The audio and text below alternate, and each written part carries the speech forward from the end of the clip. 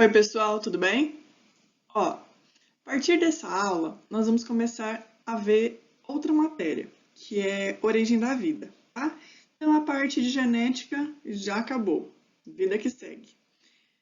No próximo slide, vocês vão ver um vídeo curtinho, que mostra desde o Big Bang, matéria que a gente já viu lá no começo do ano, até a sociedade nos dias atuais, tá? Como que ocorreu esse processo, desde o Big Bang até a formação do planeta Terra, depois o surgimento da origem da vida. Depois desse videozinho, eu começo com a matéria dessa aula, beleza?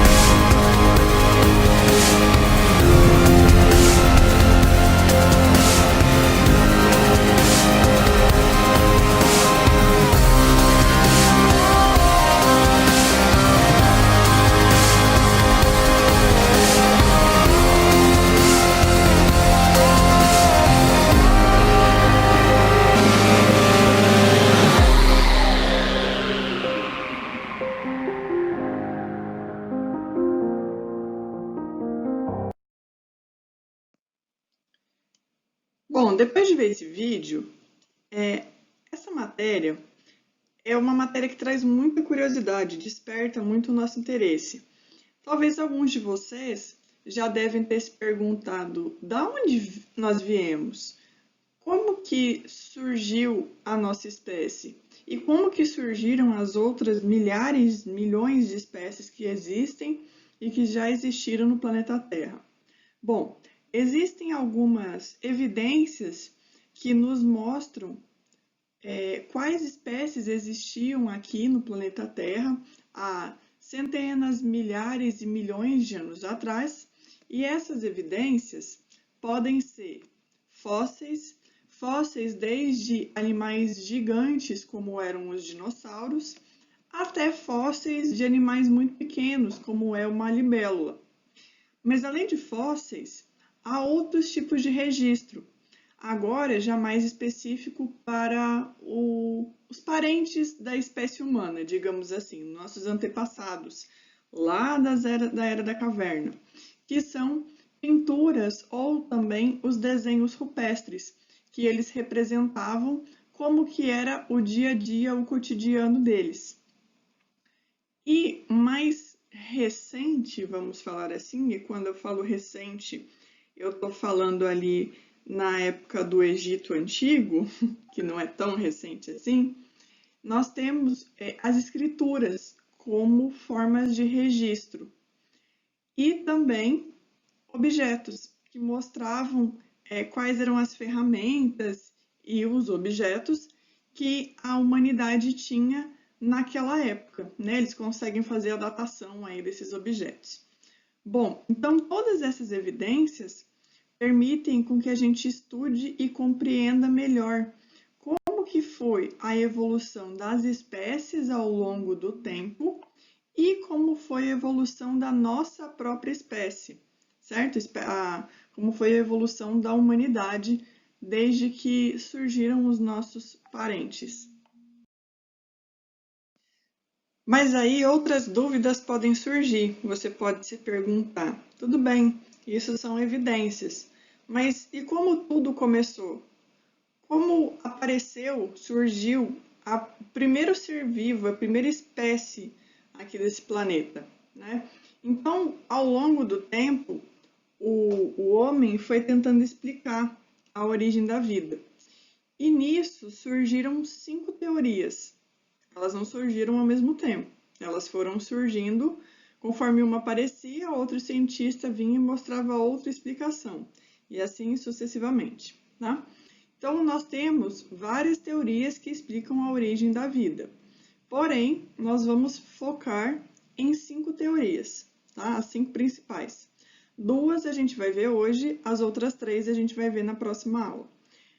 As 5 teorias são teoria da abiogênese, teoria da biogênese. São essas 2 que a gente vai ver hoje. A teoria da evolução química, o criacionismo e a panspermia cósmica. Beleza? Então, vamos ver aí cada uma delas detalhada.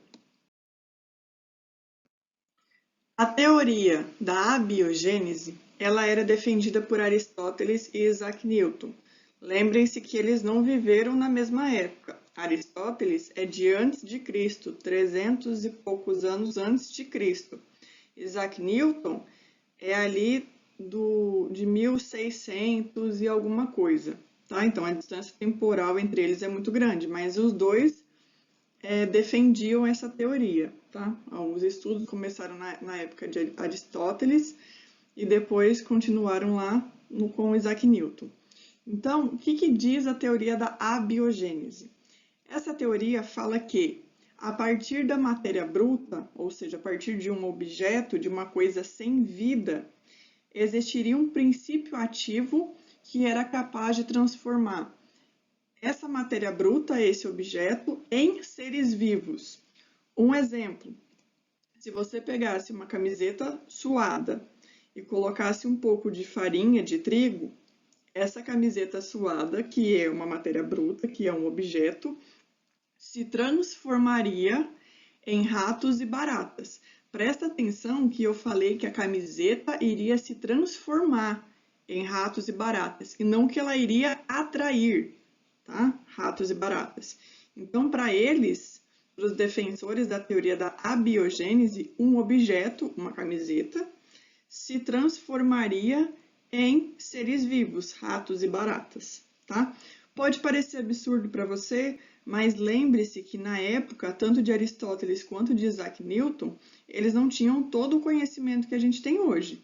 Então, dentro do conhecimento que eles tinham na época, isso fazia sentido para eles, tá? Então, a teoria da abiogênese, ela foi aceita por aproximadamente 1000 anos, tá? Então, foi desde ali a época de Aristóteles até a época de Isaac Newton.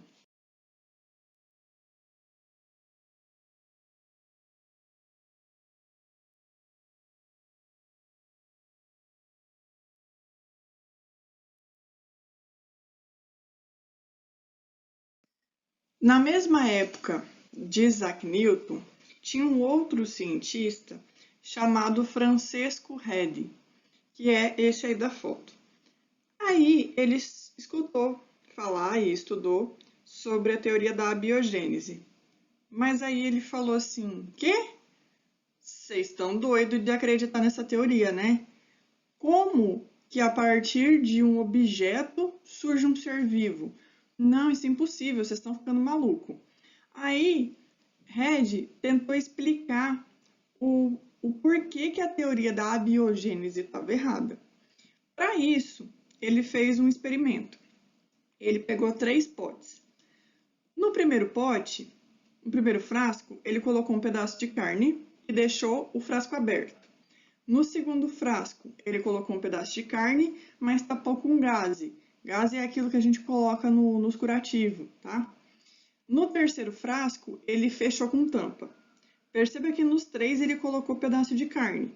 No primeiro ficou aberto, no segundo tinha gaze e no terceiro tinha tampa. O que acontece quando você esquece carne no tempo, assim, em cima da pia ou em cima da mesa? O que acontece? Essa carne tem cheiro e esse cheiro atrai mosca. A mosca vai lá na carne, coloca ovos, esse ovo se desenvolve para a larva, que depois vai originar novas moscas, tá? Foi exatamente isso que aconteceu. O pote aberto, as moscas conseguiam entrar em contato direto com a carne, colocaram ovos e se desenvolveram em larva, que é o que você está vendo aí. No frasco 2 e 3, tanto com gaze quanto com tampa, as moscas não conseguiam chegar em contato direto com a carne. Então, esses pontinhos amarelos que você está vendo em cima da gaze e da tampa são os ovos das moscas, tá? Perceba que não entrou em contato direto com a carne. Qual que é a conclusão? Não quer dizer que a carne se transformou em larva de mosca, tá? Que era o que a teoria da abiogênese acreditaria, tá? Não. Só surgiu ovo e larva, principalmente no frasco aberto 1, que é onde teve o desenvolvimento desse ovo, só surgiu isso porque veio seres vivos pré-existentes, ou no caso, moscas, que colocaram seus ovos ali e a partir desses ovos originou novos seres vivos, beleza? Então não tem como surgir rato e barata de uma camiseta, não. Foi o cheiro lá, o mau cheiro da camiseta suada que atraiu os ratos e baratas lá da teoria da abiogênese. Aqui, não foi a carne que se transformou em mosca, foi a carne que atraiu as moscas, que colocaram seus ovos ali e surgiu novas moscas a partir dos ovos. Beleza? Entendeu a diferença? Então, a teoria da biogênese fala que os ser vivos se originaram a partir de outro ser vivo pré-existente. Aplicando nesse exemplo, ovos e larvas de mosca surgiram a partir de moscas que vieram colocar esses ovos ali, beleza? Tá, mas não é porque surgiu a teoria da biogênese que ninguém mais acreditou na abiogênese, tá? Rolou um fight aí, um UFC, no meio científico entre John Needham, que defendia o retorno da teoria da abiogênese, e Lázaro Spallanzani, que defendia a teoria da biogênese, tá? Mesmo com o experimento de Redd, naquela época eles não conheciam sobre micro-organismos, não sabiam de onde surgiam os micro-organismos. E aí, John Needham aceitava o experimento de Redd, mas ele não aceitava que esse experimento poderia explicar e ser aplicado para micro-organismos. Então, para micro-organismos, ele ainda defendia a teoria da abiogênese. Quem são micro-organismos? Bactéria, vírus, esses seres vivos que a gente não consegue ver a olho nu, tá? Então, John Needham pegou e propôs um experimento para explicar a teoria da abiogênese para micro-organismos. O que ele fez? Ele pegou 2 frascos, tá? Em cada um desses frascos, ele colocou o que ele chama de caldo nutritivo. Seria, se você pegasse um caldo Knorr, naquela época não existia caldo Knorr, tá? Mas é como se você pegasse um caldo Knorr e colocasse na água e dissolvesse. Mais ou menos isso é o caldo nutritivo aí de John Needham. Os 2 frascos ele colocou no fogo, só que um frasco ele deixou aberto em contato com o ar, o outro frasco ele deixou fechado, beleza? Colocou os 2 no fogo. Depois tirou os 2 frascos do fogo e deixou de repouso. Por que ele colocou no fogo? Porque colocando no fogo em altas temperaturas, ele falava que qualquer micro-organismo que existisse previamente nesse caldo nutritivo seria morto em altas temperaturas, tá? Então, teoricamente, depois que ele tirou do fogo, não deveria ter micro-organismos nesse caldo nutritivo. Deixou em repouso, depois de um tempo ele foi lá e observou. O frasco com caldo nutritivo que estava aberto, apareceu micro-organismos. O caldo nutritivo que estava fechado, não apareceu micro-organismos. Esse que estava fechado, permaneceu fechado durante todo o experimento. Bom, a partir do que ele olhou, observou e viu que se apareceu ou não, ele chegou na seguinte conclusão. O caldo de carne tinha uma força vital, ou seja, ele conseguia transformar esse caldo nutritivo, esse caldo de carne, em micro-organismos, tá? Foi essa a conclusão do John Needham. Aí, Lázaro Spallanzani falou, meu, não, né? Não. Aí Lázaro Spallanzani pegou e, para defender a teoria da biogênese, fez um experimento. Nesse experimento de Spallanzani, ele pegou o mesmo caldo de carne nutritivo do John Needham e também ferveu, tá? Para que, se tivesse qualquer micro-organismo ali, em altas temperaturas também iriam morrer. Porém, ele selou, ele derreteu o bico do frasco, tá? Ou seja, ele derreteu ali o vidro, então não ia entrar nada em contato direto com esse líquido, tá? Tava bem fechadinho. Aí, tirou do fogo, deixou de repouso. Ele olhou, não tinha micro-organismo nenhum, tá? Porque se existisse a tal da força vital, teria que ter surgido micro-organismo ali. Quando ele quebrou o bico, o gargalo aí desse frasco, surgiu o micro-organismo, tá? Então, qual foi a conclusão de Lázaro Spallanzani? Ô, Dionida, é o seguinte, tá? Não existe força vital nenhuma dentro do caldo de carne. O que acontece é que, quando esse caldo de carne está totalmente isolado do contato com o ar, ou porque selou e derreteu o vidro, ou porque você botou uma rolha, que nem no seu experimento, esses micro-organismos que tem no ar não vão entrar em contato com o seu caldo de carne. Então, não vai aparecer micro-organismo no caldo de carne. Agora, quando você faz o experimento com o frasco aberto, ou quando depois do experimento você vai lá e quebra o gargalo do frasco, o ar contém micro-organismos e entra em contato com o caldo de carne. Então, os micro-organismos que estão no ar vão para o caldo de carne. Por isso que aparecem micro-organismos nos caldos de carne que estão em contato direto com o ar. Não tem nada de força vital, tá? Não tem magia nenhuma, beleza? Então, não existe força vital no caldo de carne. Os micro-organismos estão presentes no ar e, quando estão em contato direto com o caldo de carne, eles passam ali a fazer parte desse caldo de carne. Mas John Needham não acreditou na explicação de Lázaro Spallanzani, continuou teimando, falando que existia sim força vital, e eles ficaram nesse bate-boca aí, beleza?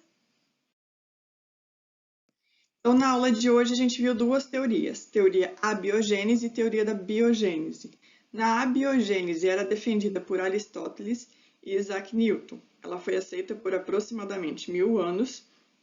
Defendia que a matéria bruta tinha um princípio ativo capaz de transformar a matéria bruta em seres vivos. O exemplo da camiseta, que se transformava em ratos e baratas. Depois veio John Needham reforçando a existência da biogênese para micro-organismos, falando que o caldo nutritivo, o caldo de carne, tem força vital. Na teoria da biogênese, foi muito defendida por Francesco Redi, no qual os seres vivos se originavam a partir de seres vivos pré-existentes, moscas surgiam a partir de moscas. Aí ele fez esse experimento aí dos frascos tampados e abertos com carne. Depois, essa teoria foi defendida novamente por Lázaro Spallanzani, que chegou à conclusão que o caldo nutritivo, o caldo de carne, não tem força vital. Beleza? Nossa aula termina por aqui. Espero que tenha ajudado vocês. Qualquer dúvida, me chame. Se cuidem.